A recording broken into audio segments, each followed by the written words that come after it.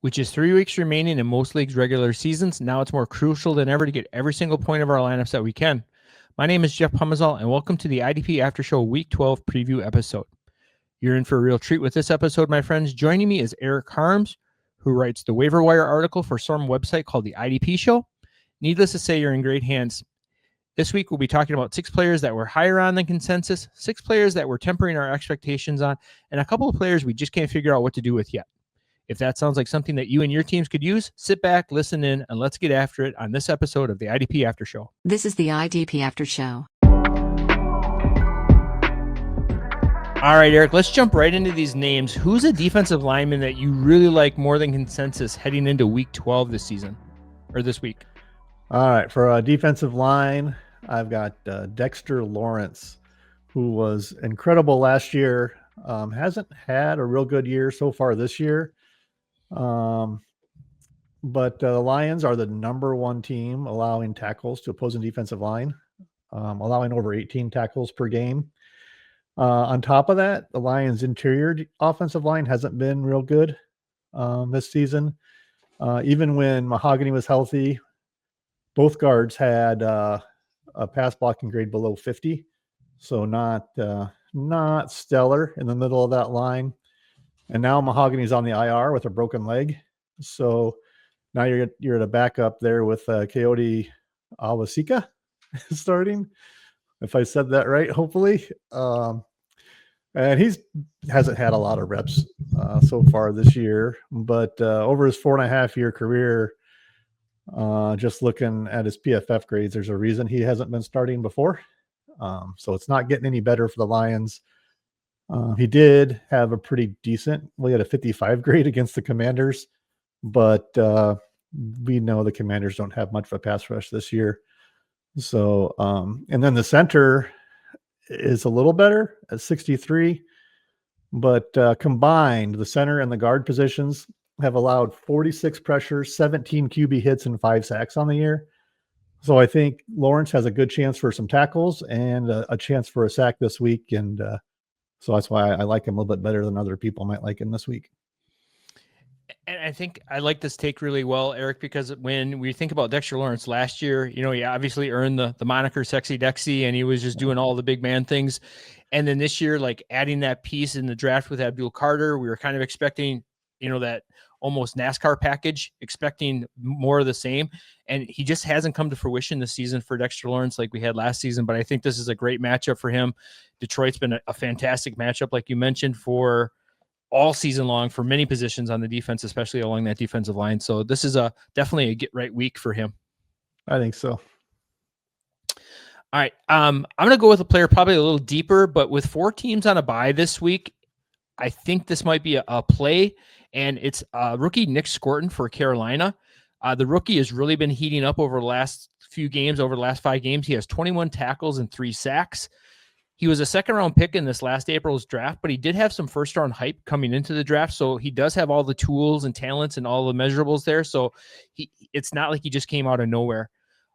This week, he plays San Francisco, which is a top 2 matchup for opposing defensive line. They're giving up 18.5 tackles per game this season. They're a little down the last few matchups, but I think now that Purdy is back under center, that number is going to go back up because that offense is starting to look a little more efficient. And that's what we love to see out of our opposing offenses is like those long sustained drives, especially with the game script, maybe late in the game where San Francisco is winning. And we see just them trying to run out the clock, and that can lead to a few more opportunities to get some tackles. He has 4 more tackles in each of the last 4 games. So I know that sometimes we want to have these like super high-end players that are getting a bunch of sacks, but even if they don't get sacks, he's still giving us a high floor, and he's not going to give us that goose egg that sometimes we get with some of these higher-end defensive linemen that rely solely on sacks. Right now, he currently leads all defensive ends on the team with 437 snaps, excuse me. Yeah, that would be amazing. IDP MVP. Yep. No one saw that coming. He has played 73% or more snaps in the last 4 games, so he's got the volume. Not quite that crazy Max Crosby type number, but we're not also investing a first round or a first defensive lineman taken in a draft at this point either with Scourton. So Like I had mentioned, with 4 teams on a bye, including Denver, we're probably looking for some replacements. And Scourton has a really good chance of being available on your waivers. He's rostered in just 19% of sleeper leagues. So there's probably a good chance he's out there. And if you have to replace one of the, 4 or 5 Denver Broncos defensive linemen that have been gracious in our starting lineups, Scourton might not be a bad pivot. Yeah, I had Scourton in my waiver wire this week. And though I like the call, San Francisco has been a little more stingy towards the defensive line here recently. And 3 of the last 4 games, McCaffrey's only had 13 carries or less. So the other one, he had 28. So I don't know what to expect from San Francisco week to week. If they give McCaffrey carries, I think Scourton's going to have another great week. If they don't, who knows? And it might depend a little bit on which Carolina team shows up. Sometimes they have, sometimes they play good. Sometimes you can run all over them and just keep running the ball. But the 49ers aren't the Falcons. So I guess we'll see. I think they're going to be running the ball a lot. I hope so. I have McCaffrey in a couple leagues going this week. I would love to see a big McCaffrey Scourton day. So, all right. So heading over to the Cadillac of IDP, we got the linebackers. And Eric, who's a linebacker or linebackers that you like heading into week 12? This isn't a real deep take, but I like Blake Cashman more than just about every other linebacker this week. He's been underappreciated, I think, this season after getting injured in week 1 and missing several games. But he's been incredible the last 4 weeks with at least 11 combined tackles each of the last 4 weeks. He had 11, 14, 11, and then 15 last week. He's averaged 20 points during that time using big 3 scoring. Now he gets the Packers, who have been great for opposing linebackers. They're the number. I think they're tied for 3rd, or we're tied for 3rd for the best team for opposing linebackers. He should be in every starting lineup or every league, a starting lineup in every league this week. It's got IDP at a minimum. I think you're looking at double-digit points. And then if he makes a splash play on top of it, you're going to get a boom week. So if you have heavy tackle scoring, could be an amazing week. And then even in a little bit deeper take is Eric Wilson is also, I think, in line for a good week too. He's been getting a lot of snaps, a lot of playing time. He's who we hoped Ivan Pace would be this year, but instead it's Eric Wilson, and it's been kind of fun to watch him. So, Eric, clearly Blake Cashman is like an LB1, if not the LB1 for week 12.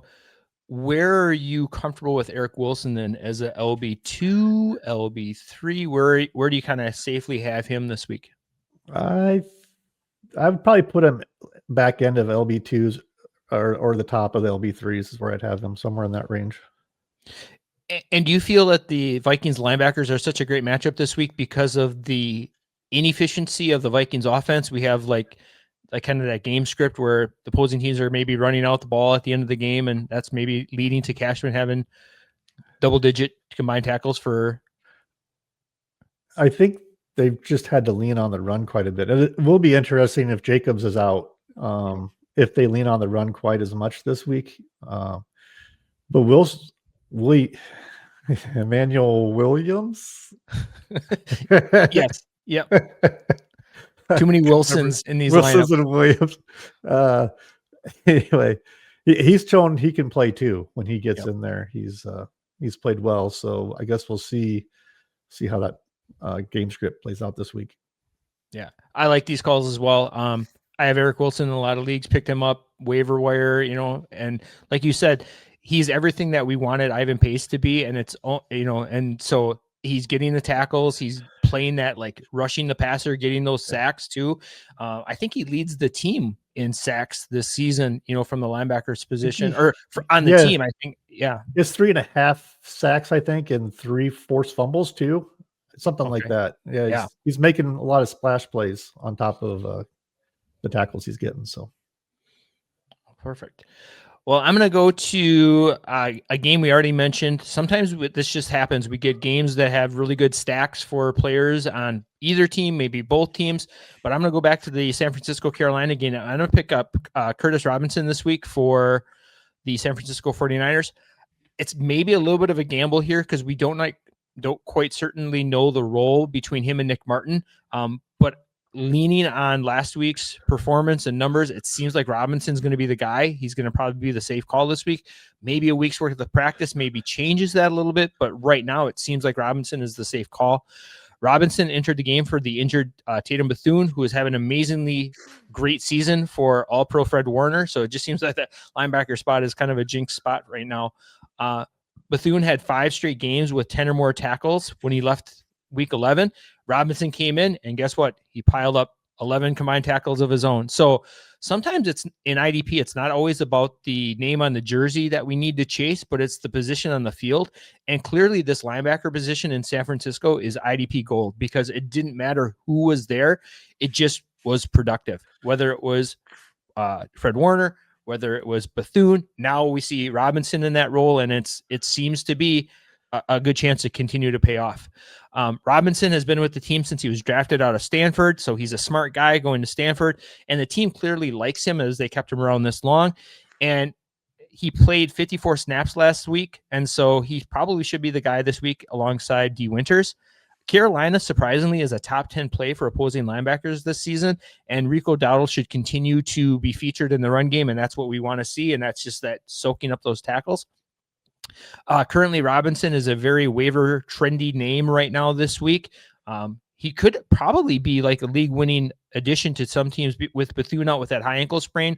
We don't know if that's how long of a injury. Those sometimes are a little trickier with the higher ankle sprains. As the time I took notes, he was just rostered in 2% of leagues. So if for some reason he's still out there in your leagues like this, at worst, you prevent him from a league mate getting him and playing him against you. So I'm firing up Robinson wherever I can. I think Robinson's the right call there. He played the dot when he came in last week, and Martin only came in on heavy 3 linebacker sets. So I think pretty clearly they're going to have Robinson play most of the snaps this coming Didn't week. Nick Martin have some like obscene 40% tackle rate or something like that? Yeah. He was in on 14 snaps and had 6 combined tackles or something. I just think he's new enough to the defense that they're going to have the green dot on Robinson. They seem to trust their veteran players, and that was the same was true with, Bethune was there, and then D. Winters. They almost kind of like cultivate that position a little bit in San Francisco there. So, yep, that makes me feel a little safer firing up Robinson this week. So, yep. Staying in that same game, Eric, who's the defensive back you got? I've got Tre'von Moehrig from the Panthers. The guy has just been awesome this year. He's played 97% plus of the snaps this year, and 84% of those had been in the sweet spot, which is the box slot and on the defensive line. He's averaging 14.5 points per game this season, which is really good for a defensive back. He's had 73 tackles already, a sack, an interception. Using the big 3 scoring, he scored more points at defensive for safeties this year than everybody but 3, and those are Tyke Smith, Hufanga, and Curl. So he's the 4th leading scorer for safeties, and he's less rostered than a lot of players that he should be rostered over. Players like Xavier McKinney, Micah Fitzpatrick, Jeremy Chin, Josh Metellus, Cam Bynum, Nick Cross, Kevin Byard, Jordan Battle, Brandon Jones. I mean, all these players are more rostered than him. So I think if you have a chance to get him off your wire, go ahead and do that, because he's got the 49ers this week, who are the number 1 team for opposing safeties. So I think and then we got Brock Purdy back on top of that. So I think that can only help improve that. Well, that we've invested 3 of our first 5 calls on this Carolina San Francisco game. So hopefully it pans out for us, because, but like you said, this is a great matchup. And the thing with Moehrig is, if you erase the names from the season rankings and stuff like that, like you said, he should be rostered way more than what he is. And it just goes to show, when you mentioned the top 3 names above him, none of those players were probably top 12 names, maybe Curl, But all of the other names, that this is why we continue to preach, fade the defensive back position, turn that position over year to year. It's just a position that you can go to the waiver wires and replace and find great talent. And like Moehrig probably was not a highly rostered name. Clearly he's still not at this point, if all those players that you mentioned are still rostered more, but this just goes to show and prove the point even further that, there's a great value to be had at that position. So, yep, agreed. All right, getting off of the Carolina and San Francisco game, we're going to head over to the AFC for my defensive back, and Chamarri Conner is my defensive back that I really like this week heading into week 12. He started out the season a lot like many of us, and myself included, thought Jaden Hicks was going to be this season. That's a different episode altogether, but he's quickly, and it was quick and apparent that he was going to keep Hicks off to the side, and Hicks didn't stand a chance of being what I was hoping or thinking he was going to break out to be this season. Conner's had a very impressive season already with 95 points, good for DB 35 and big three scoring. He's coming. This is coming from a player that not many had talked about before the season had started. This week, the Chiefs take on the Colts, who are a top 3 matchup for opposing safeties. And the Colts are probably the best, if not one of the best, or if not the best, most efficient offenses in the league. And so, again, we talk about that offense being on the field a lot. Expecting a high scoring game in this one with both offenses kind of putting up numbers, and that's what we like to see. Conner should see plenty of Tyler Warren and Jonathan Taylor in this game. So again, talked about those box snaps and how in the box, playing along the slot corner position in that linebacker role near the line of scrimmage, that's exactly where Tyler Warren and Jonathan Taylor are going to be at, and that's where Conner's going to be making his tackles. Kansas City should be really hungry for a win after last week. The season has not gone the way that we typically see Kansas City have their seasons. And so for the first time in a long time, we see them chasing in the standings. And so they might be playing with a little more sense of urgency. Conner has 20 tackles and 3 sacks in his last 3 games. And he's clearly a big chess piece in the Steve Spagnuolo defense. The last time the Colts took the field against Atlanta, we had 3 players in their secondary scoring 20 or double-digit points. So I really see no reason why Conner can't continue that trend against this really efficient offense. Yeah, I think you nailed it. I don't have anything to add. Nice. I like it. All right. Just quickly recapping the players that we like this week. Outside play everyone in San Francisco and Carolina that you have in your lineup clearly. We got Dexter Lawrence and Nic Scourton, Blake Cashman, Eric Wilson at the linebacker position, Curtis Robinson, Tre'von Moehrig, and then, of course, Chamarri Conner. All right, Eric, now we're going to flip the script here a little bit and go to some players who we're kind of pumping the brakes on a little bit, maybe because of injury, because of matchups, or just whatever reason we don't feel them in week 12. Who's a defensive lineman that you got there? I am going to start with a big name, Jared Verse, Los Angeles Rams. Bobby Reynolds. Sorry, buddy. Yeah, he's ranked 10th on the Fantasy Pros for week 12 right now. Hasn't done a lot this past 3 weeks, 5 tackles and no sacks, but you think, oh, he's due then. He's going to get something because, it's the ebb and flow of the edge position. Some weeks are misses and then other weeks they have a big boom. I just don't think this is going to be the week. He's got the Tampa Bay Buccaneers this week. Verse lines up on the right side of the line 72% of the time. So he faces the left tackle. That left tackle is Tristan Wirfs, former Hawkeye, and an incredible left tackle for the Buccaneers. Have you seen the guy jump out of the pool? I mean, come on, a 320-pound. Anyway, Wirfs has an 80.5 pass blocking grade this year, and he's allowed 1 sack. He didn't allow a single sack last year. Mayfield has been sacked 20 times this year, and he does scramble some, but he typically scrambles to the right because he's a right-handed thrower. So that would be normally away from Versus side. He does play on the left side part of the time too, but I just wouldn't bet on it this week for a sack. I think they're going to be and on top of that, the Bucs are not a great matchup for tackles either for defensive linemen. So yeah, I think I'm just fading him. Not that I wouldn't start him if I needed to, but I'm lower on him than I think other people probably are this week. So not a D lineman 1 this week for you. Is he still in that D2 tackle or defensive end 2 area for you, or?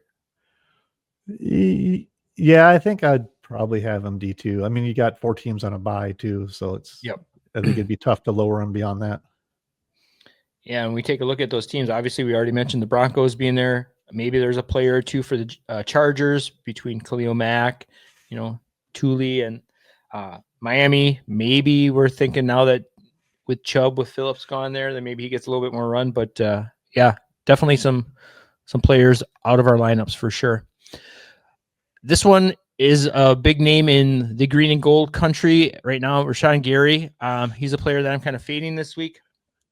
And to be fair, Gary has had a resurgence this year, and I think a lot of that has to do with the acquisition of Micah Parsons. He doesn't have to be the one guy this year. He can play that secondary role, and it's probably more what he was fitted to do. He already has more sacks this year than he had last year, and he's just 2 off his career high. He's also posting some pretty solid PFF grades in his 7th season already, which is kind of crazy that he's already playing in his 7th year. It just seems like just yesterday we were drafting him out of Michigan there. So this has nothing to do with Gary as a player, but I think this has more to do with the matchup in Minnesota this week. Minnesota is by far the worst matchup for opposing defensive linemen on the season. And it's been really bad this season with 11.3 tackles per season, but it's been even worse over the last 3 games with 10.3 tackles to the opposing defensive line position over the last 3. Micah Parsons is kind of dinged up, so he was going to be my call here, but there's no way we're not starting Parsons. It's just one of those, you just start your studs at the defensive line position and it pays off for you. But I don't think Gary's in that same level of talent. Gary right now, like you mentioned, Fantasy Pros, Gary is listed right now as the DL13, which is just way too high. And I think that has more to do with name recognition and maybe some teams on a bye. Last week, I called out Montez Sweat for a fade for the very same reason with playing Minnesota. And the team, not just Sweat, but the entire defensive line unit for the Bears had just 10 tackles last week and no sacks. So I'm going to double down on that again this week for the Packers, and I'm going to say let's fade Gary, especially against this Vikings offense. So that's it's funny that you picked Gary, because I almost picked Gary before I went spicier with Verse. And I was thinking the same way you were. The only thing I thought was maybe a sack. He might luck into one, but I would never bet on looking into, not that it's luck. He's got talent. McCarthy gets sacked 3 times a game. So I thought maybe there's a chance he'd be the one, to get one of those sacks, but you just can't bet on that. You like to have a little bit of tackle floor on top of it. And now that Darisaw is healthy and O'Neal, I think, is healthy too, they're a little bit weaker on the inside than they are on the outside, the Vikings line. So I think it's more likely to come from what's that guy? Redmond. I think it's more likely to come from Redmond this week than Gary. And like you mentioned too, the games haven't been there lately. Gary's been kind of having a down couple games, low tackle numbers, no sacks and stuff like that. And like you said, you're thinking that rebound is coming, that regression to the median is coming, but sticky stats like sacks and interceptions are hard to chase, and without anything to kind of really base it on, like having a great matchup against an opposing offensive tackle, or a team historically has been really good to opposing teams. Like Minnesota is not that team to bet on. So nope. So heading to the linebackers, you were going to take a whole team of linebackers on, but instead you decided to go with just one. So who's a linebacker you're kind of not really in on in week 12 or maybe the next couple weeks? The whole team is the Dallas Cowboys linebackers, and I think it's pretty obvious why I chose Logan Wilson, just because he had the highest percentage of snaps in the most recent game Monday night at 56.7%. But listen to this. They had 5 linebackers play. You had Logan Wilson at 56%, DeMarvion Overshown at 51%, Shamar James at 43%, Kenneth Murray at 43%, and Liafu at 25%. And the 2 guys that had more tackles were Shamar James and Liafu. So I just don't. Logan Wilson had 2 tackles Monday night. And that's not to say that it's going to continue. But I really just don't want to touch Wilson and he's probably the biggest name of this group too, I don't want to touch him or any of them until one of them is getting 75 plus snaps at least. And then he's linebacker 3, probably end of the second at the most, probably 3. So it's just a mess there. And until they kind of straighten out the playing time, if they straighten it out and aren't continuing to give it to everybody, I just can't see playing one of them. And now, on top of all that, they get the Eagles, who is the worst team for opposing linebacker scoring for tackles. It's the Eagles. And they're allowing about 11 tackles a game, which is insane to me that linebackers are only getting 11 tackles a game against a team. And last week, Monday night, the Cowboys played the Raiders. Well, the Eagles are allowing 4 fewer tackles per game than the Raiders, who are also kind of stingy to linebackers. So, yeah, I just can't see starting any of them. In fact, if Wallace, this is going back to Carolina, if Wallace and Rosaboom are both out, I would start Cherilus and maybe even Miami Young Meta, who came in late in the game last week, or Bam Martin Scott if he's the guy that's going to start. I would be tempted to start one of those guys if I knew they had, a 60-70% roll, just because I don't know what's going to happen in Dallas. And Shirley's kind of balled out last week. Didn't he have like a 12 or 13 combined tackles? So that's nothing to shake your head at. Clearly, there's a reason Cincinnati let Logan Wilson go. He had deficits in his game. They're not going to let someone go who is good, especially on a defense that needs playmakers. So there's a reason that he was traded, at or around the trade deadline. And like you said, if you've got 5 linebackers playing, you've got none. They even released, I think, Damone Clark today. I think that was, and he got picked up. So even with that, he wasn't even in the mix with names that you mentioned. So, even, if he gets a snap or 2 or 1 tackle, it's taken away from these 5 other guys. So, yeah, I just think it's a situation to avoid. And if you can sell on name recognition by Logan Wilson, he's on a new team, he's new, I would definitely be cashing in on anything I think you can get. For sure. And I'm kind of exaggerating a little bit by saying I'd play Young Meta over him. But are you though, Eric? If he's going to start, maybe not. But especially when they're playing, Dallas is playing the Eagles. But there's Curtis Robinson, a guy you just mentioned, is rated below him on Fantasy Pros. Spates, Milano, Cherilus. I'd rather start all of those guys over any of the Cowboys until they straighten everything out. So I'm just probably not going to have any of them in my lineup. And the thing is too, Eric, we're not like in week 1, week 2, week 3, where we have a whole season to like recover from a loss. We're in week 12. We've got 3 weeks left in many leagues, fantasy or regular season before. And you might be trying to make the playoffs. You might be trying to get a better seed. You can't afford a Logan Wilson 4-point game in your lineup when you had, a Curtis Robinson or a Cherilus on your bench who scored 14, 15 points and could be the difference between a 1-2 seed and a bye, or playing that extra game, So it's, if it's early in the season, you can maybe gamble a little bit more because you have time to recover, but we're week 12. We got a lot of data that shows the Eagles are not a great matchup. We've got a game script last week that shows Logan Wilson and about 58 other players are playing less than 60% of snaps. And until they get that 75% snap threshold, it's dicey out there in the streets. So, yeah. And you mentioned Damone Clark going another team. He got picked up by Houston. Yep. I mean, talk That's about a situation. Is it Toto or is it EJ Speed? I don't know. Yeah. And then they still have Aziz Shire. He's all banged up though a little bit, isn't he? He was limited early in the week. So yep. They have Christian Harris on the bench too.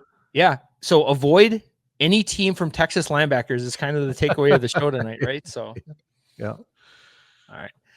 Well, another linebacker I'm trying to fade a little bit this week, and probably not a Texas team, but Ernest Jones. And I love Ernest Jones as a player, but I think I love him a little bit less this week than most. Jones is getting PFF'd, if that's a word, out PFF'd by Tyrese Knight and Drake Thomas. And I know that PFF's not the end all be all, but it kind of tells me a story that Jones is leaving some plays out there and not making all the plays that he can or maybe should be. And that could be coming off of injury. I know that, dealing with the knee ankle that he had last week or 2 weeks ago, he's still kind of coming back from that. But also we've got Nic Scourton, who's kind of emerged a little bit in his defense, and he's kind of siphoning some of those tackles and plays that Ernest Jones would normally be getting. He gets a tough matchup this week against Tennessee. They're not running the ball a lot. They're throwing more, which leads to fewer tackle opportunities. And for a player like Jones, who really relies on tackles because he only has 1 sack and 3 interceptions this season, that ceiling and floor gets really, really low quickly, especially with a team like Tennessee when they're giving up just 12.8 tackles to the linebacker position. And even if Jones gets 75% of those tackles, that's still only 9 combined tackles, which maybe in a tackle heavy league is okay, but that's if he gets 75% of the tackles. Jones seems to be, to me, a perfect best ball candidate, as he already has 3 20-point games this season, but he also has 4 sub 10-point games. And so if he's your linebacker 2 or 3 on your team, you're probably loving it. But you probably didn't get Ernest Jones as a linebacker 2 or 3 in drafts. Based on ADP, he was probably going closer to an LB1 this preseason, thinking August draft time. So coming off an injury, got a poor matchup, possibly a potential blowout with that game script narrative. I'm kind of moving him down a little bit this week in my ranks. Fantasy Pros, like we've mentioned more than once, has him as linebacker 13 right now. He's probably more like linebacker 31 for me at this point, just with all that said, with the matchups and injuries. And Drake Thomas has kind of been a big shiny spot there, I think, in the Emerald City this year for Seattle. So yeah, at least this week he's got to be down there. Yeah. So we're going to continue our hate on the Packers, and so hopefully Kyle isn't listening to the show this week because after the beatdown I gave him in a league that we play in, now we're hammering the Packers again. This has been a bad week to be Kyle Bellafuel. So Eric, who is that defensive back that you're not a fan of this week? It's Xavier McKinney. And he's had a good run the last 5 weeks, especially. But I think this is going to be the week where he has a little bit of a down blip. You and Thomas Simons last week talked about safeties playing against the Vikings, especially with JJ McCarthy at quarterback. It's not good. It hasn't been good at all. I mean, it was bad before McCarthy was quarterback, and it's only gotten worse.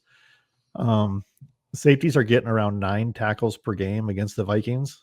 And like we talked, it's gotten worse with McCarthy. McKinney is still up at 15 on the Fantasy Pros ranking for this week.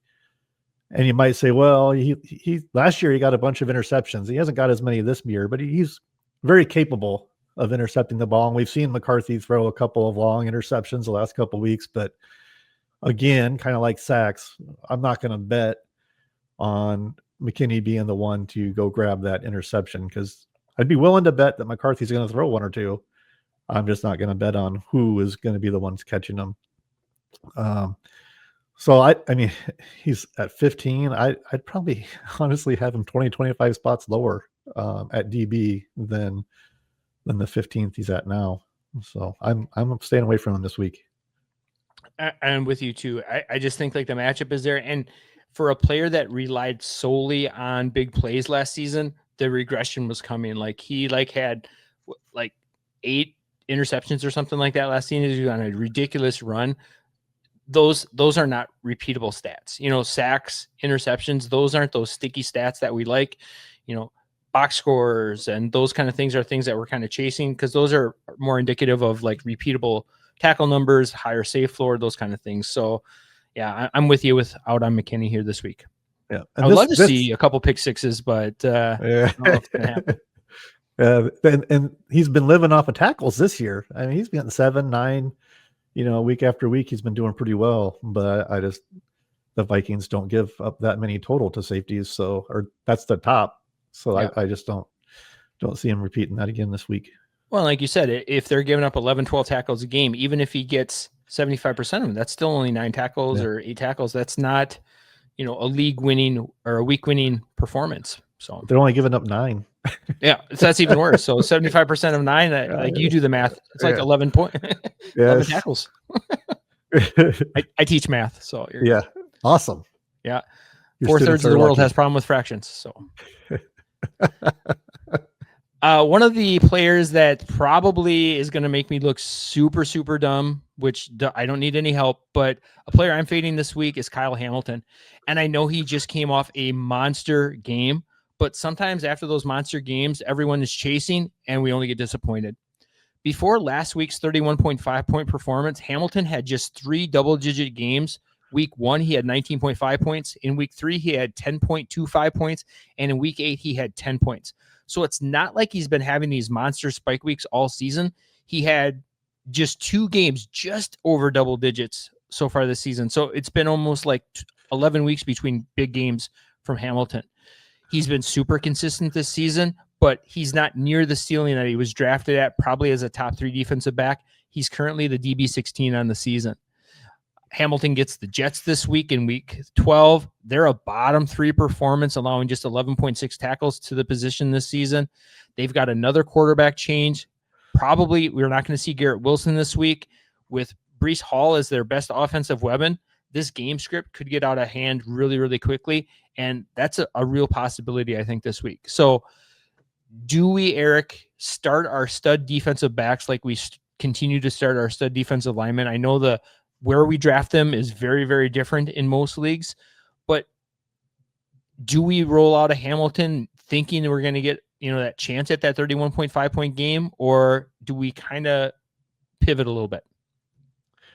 I think normally most matchups, yeah, you go ahead and roll out your stud for most of them. But when you got one as bad as the Jets this week, and like you said, the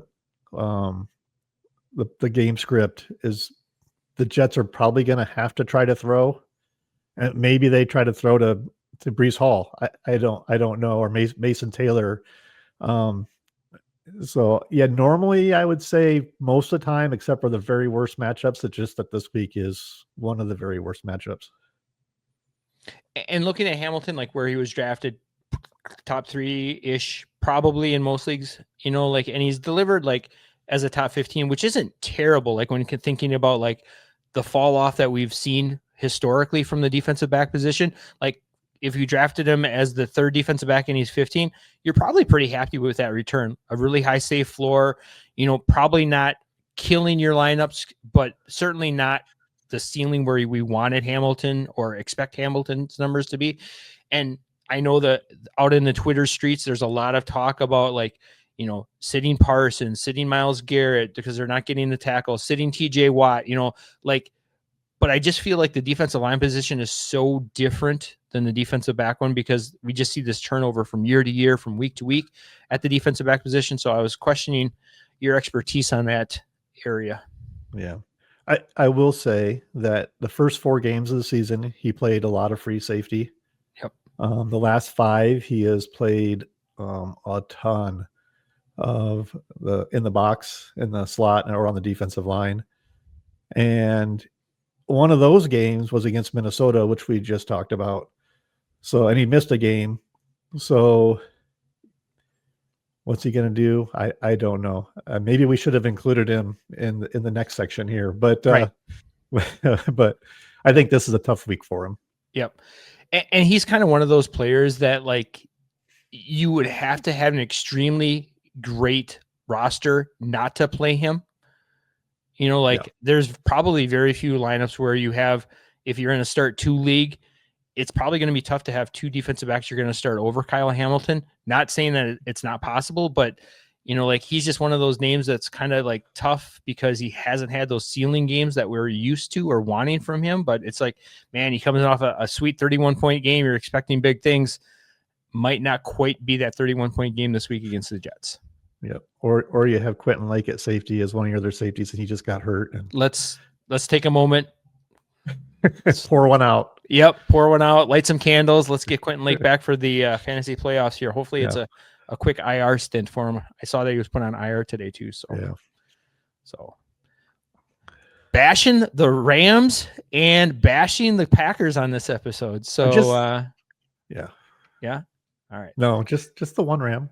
I Just wasn't one Ram? bashing him. I love Jared Verse, just not the Right. matchup Okay. this week. All right. Yeah. Mentioning, sorry, we'll go Yeah, back yeah, and yeah. edit. Mentioning Rams and mentioning Packers, not bashing. So, and the problem, Eric, that we always run into is whenever we have a fade list, players always go off on the fade list, but it's just historically looking at the stats of the season, just kind of looking at trends. And that's what we kind of have to go on here at this point. And, trying to take our heart out of a lot of these calls and using our head and using the analytics that we have. There's clearly going to be players that we talk about fades that are going to have great games and stuff like that. Jack Campbell did it last week. He was my fade linebacker with a terrible matchup against the Eagles, and he went out and had a monster game. So is that going to happen all the time? No, but there are those outlier weeks that bring those numbers up, and, great players find a way to get it done. So I'm just trying to help Bobby's Rams out. That's all. Is that just calling him out, give him a boost, give him a little locker room, little wallpaper material. So call him a fade, and then he blows up. It'd be great. I'll give you a list of all my players so you can talk about them. So all right, so you kind of teased it out already here, Eric. Heading into the players that we just can't figure out at this point, the head scratchers, what's going on, and you got a 2-for-1 special this week. So who are those two players that you are trying to figure out? Yeah, well, when I first looked at this, I was thinking just for this week and not for the season. And so I was looking at Jaelan Phillips, who has had a great couple of weeks since rejoining Vic Fangio and coming into Philadelphia. He's had 11 tackles and a sack the last 2 weeks, which is just great for an edge. He's had 6 tackles and 5 tackles, so 2 really solid floor weeks with that sack. But they played Dallas this week. Dak has only been sacked 16 times this year. That could change against Philly, because Philly has shown they can really get to the passer. Dallas is average, kind of middle of the pack for defensive line tackles at 15 per game. There's a chance.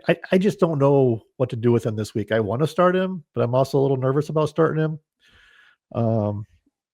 It's just going to depend on my other options on what I have available to me. And then for the season, Chris Jones. So I have him on one of my Dynasty League teams, and last year I was pretty disappointed in his performance. It was not very many boom games, mostly 1 or 2 tackle type games last year. And I thought, well, that can happen. That's just an off year.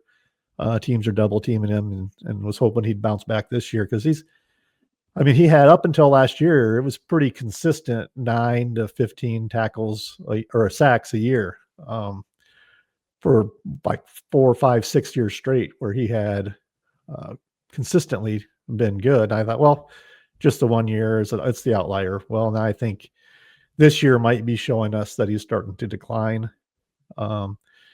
If KC gets another defensive tackle in there next year, maybe somebody that can force people to block him too, it might open Chris Jones up. It's just hard to say. They do. Derek Nottie and Tillery are both free agents next year, and then Dana is, I think they saved $9 million if they cut him in the offseason. I think it's 11 million. I forget how that worked. I think it was a $9 million savings if they cut him in the offseason. So yeah, I just think it's, if you have Jones, you can't trade him. You kind of just have to, nobody's going to want him at this point. You just kind of got to write it out.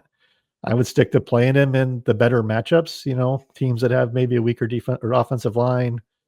Find a weekly streamer to play with him, and watch Scott Soltis's articles for those streamers, and just try to play it week to week, I guess, at this point. Yeah, he's one of those players, like, he's almost gonna, not to use the, to die on your roster. Like you said, he can't trade him, you can't move him. Probably if you're playing like an RSO league or whatever, your salary that you had to sign him to is too lofty. So you're not going to find a manager who's going to want to take that on for a player that's declining, who's reached that, the age plateau, the age tier. So he's definitely one of those players that's probably going to have to retire on many rosters that he's currently on. So, yeah, for sure. Well, a player on the opposite end of the spectrum, but still trying to head scratch here a little bit, is Byron Young of the Rams. He had a crazy start to the season. He had the first 7 weeks. He had 39 tackles, 9 sacks. He had a forced fumble. He had 7 straight games where he had double-digit scoring in Big Three scoring, which is outstanding, especially from the defensive line position. He hits the bye weeks. He's all rested, refreshed, ready to come out. And then the last 3 weeks, he has 12 tackles, no sacks, no double-digit scoring. Young had a streak of 7 straight games where he had at least a half a sack or more. And I'm sitting here wondering, where did they go? Like, usually after a bye, players come out, they game script and scheme, and they're much more efficient. We've had the opposite. He was on a heater, and he kind of like walked away from the table, and now he's trying to get it back. Teams have started to scheme maybe a little bit more against him, and his pressure rate and total pressures have dropped since the start of the season. In weeks 1 through 7, he had 30 total pressures for 4.29 pressures per game. In just the last 3 weeks, for weeks 8 through 10, he's only had 9. So he's lost about 25% or more of fewer pressures per game than he had in the beginning of the season.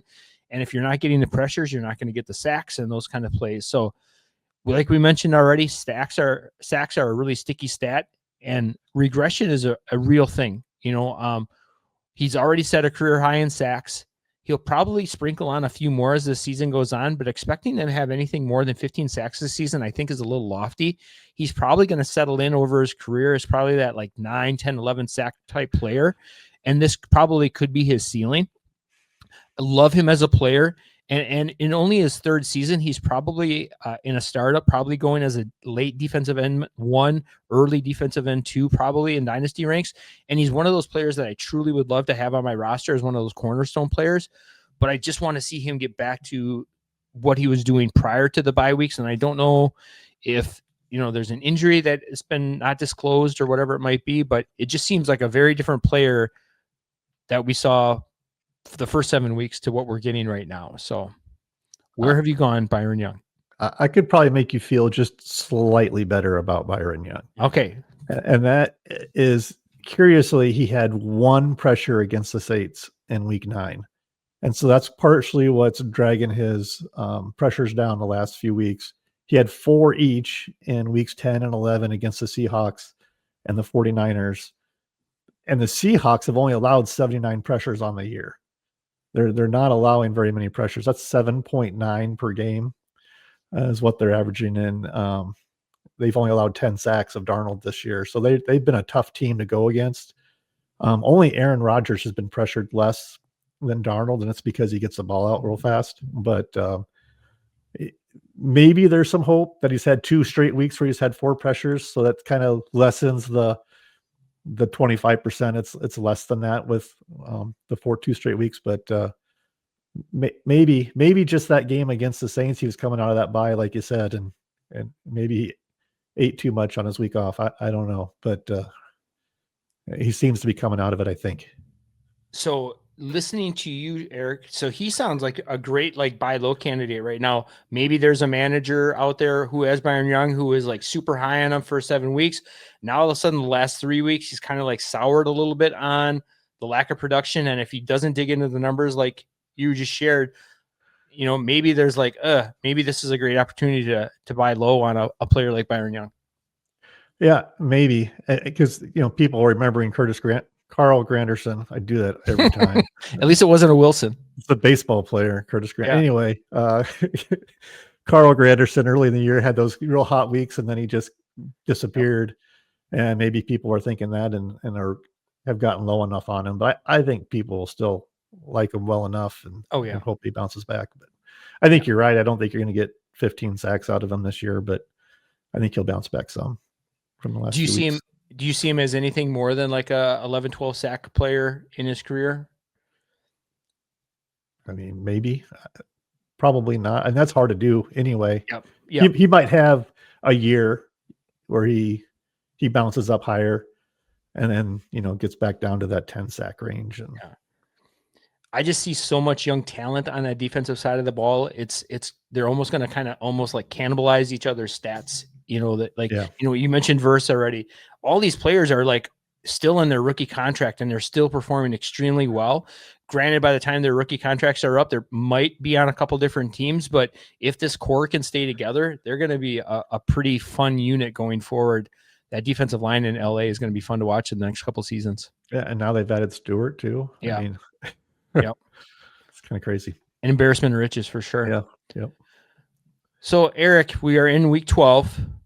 Do you have any like sage words of wisdom like that have helped you like heading into the playoffs, getting over the hump to get a better seed or to do kind of well in that playoff run?